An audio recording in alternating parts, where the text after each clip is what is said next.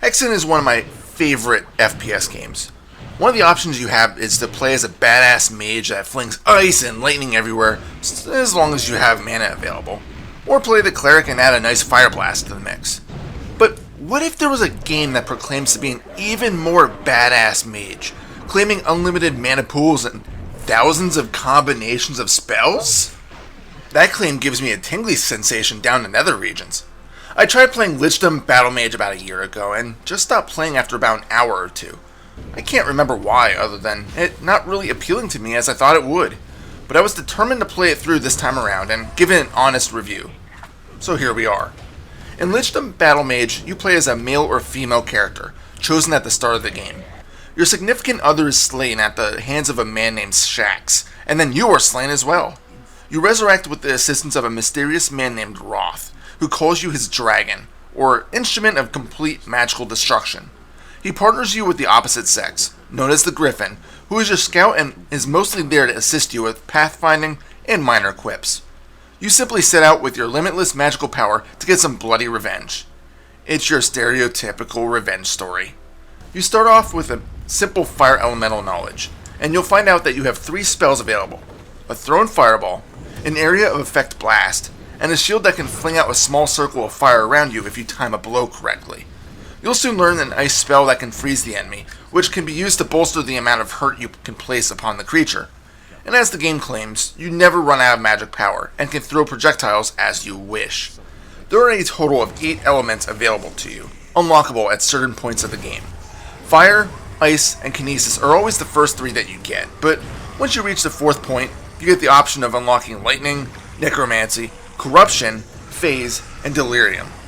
Kinesis attempts to lock enemies in place. Lightning can channel damage between enemies. Necromancy allows you to raise the dead to give you an army to fight with. Corruption deals damage over time. Phase warps enemies away from you. And delirium can force an enemy to fight on your side as they are still breathing. At any time you can have 3 elements equipped, and at checkpoints you can swap them around if you want to try something else. Combat itself functions like a first-person shooter, all done from behind your wizard's eyes. The controls are very simple to understand. Left-clicking launches a basic projectile, right-clicking brings up your shield, and clicking both will perform an area attack. If you hold down left-click or both clickers, you'll power up the spell after a second or so, causing a critical attack. Hitting space allows you to teleport a short distance to avoid an attack. Simple, right? Well, perhaps it's a bit too simple.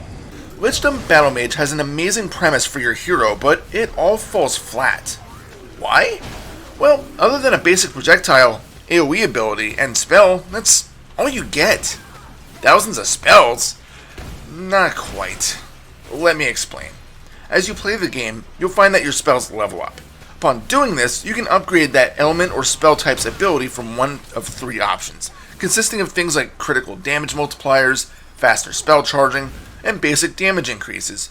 In addition to this, you'll collect a bunch of objects, both from slain enemies and from various elemental constructs that you can destroy. These items can be used in multiple ways. You can combine 3 of them to upgrade the item to the next rarity tier, or you can sacrifice it to attempt to get a legendary object, or you can attempt to use them to create or upgrade spells. When you are creating spells, you choose an element and a few items to customize that spell to your liking. This is all done in a fairly complex, and frankly confusing, menu system. Or you can use the simple menu, which is what I lean to 95% of the time. In this, you can't manually do any fancy stuff with those found items, but are given basic options like combining items together to upgrade them in a quicker fashion, and can also do basic upgrades to the spells that you currently have equipped. The game will tell you when an upgrade is available with a little hint on the right side of the screen, and before you commit to that upgrade, you can see what the differences between the old and new spell will be. Most of the time the upgrade is beneficial, but I have found times where it wasn't. Sure, you might have different effects like different ranges of undead allies to spawn in, or longer burn times, but the overall damage might actually decrease. I never went for that. The game does give you some tutorials, but in my opinion, they aren't enough. They are quick videos that just show a quick down and dirty for what the effects of the spell you unlock do, along with how to upgrade and manipulate those items that are dropped. I feel like the spell upgrading tutorial could be a bit more in-depth, but there are a lot of things that aren't explained at all. For example, what are these numbers under the spells for? How are these familiars spawned in? Stuff like this mystified me, and I never figured it out. Maybe it's hidden in the in-depth journal that you have access to, but the story wasn't too interesting to me, so I didn't really bother with the journal. As for your shield, it can also be upgraded, but I should explain how your life works. You see these 3 bars on the bottom left? These are your shield gauges. Once one shield is depleted, you move on to the next one, but as long as the shield doesn't go kaput, it will recharge on its own after a few seconds. To replenish a fully damaged shield, you simply find one of the blue orbs that are shown freely around the levels. If you lose the final shield, you will perish and spawn back at the last checkpoint you were at. The only real penalty you get is resetting your loot chances, as for each checkpoint you pass without dying, the loot rarity chances will go up a bit, to a level of 5. In other words, if you can stay alive, you'll find better objects to forge better spells. Anywho, back to upgrading your spells. Other than incredibly minor details, such as a fire blast versus a persistent burn to anyone within that area, spells really don't change much. Left click will always throw a missile type projectile. Right clicking will always bring up a shield, and dual clicks will always result in a directed area attack. It's actually kind of disappointing. Combat gets dull quickly since there really isn't much of a difference other than status effects or high damage outputs. The game saying that you have over 1,000 spell possibilities is like handing you an assault rifle and telling you have 1,000 different magazine or bullet combinations available, but the general handling of the weapon remains the same. I wanted to summon a massive wall of flame to engulf my foes. I wanted to unleash a giant tsunami to flood the demons. I wanted to summon an electrical storm to fry my opposition. But nope. There's a small catch in that you can create what's called synergy spells. These are spells that can be charged up over time and unleashed that combine 2 spell types. For example, combining fire and kinesis will allow you to slam a fiery meteor into the ground. Fire and corrosion will summon a large golem that will launch fireballs at the enemies. Necromancy and corrosion will summon a lethal undead suicide bomber. The trick to these is that they don't feel like they do enough damage to justify the amount of time it takes to charge them up. Sure, they are nice to act as diversions for your enemies as you keep blasting them, but overall, I tended to save these special summons for bosses or large encounters.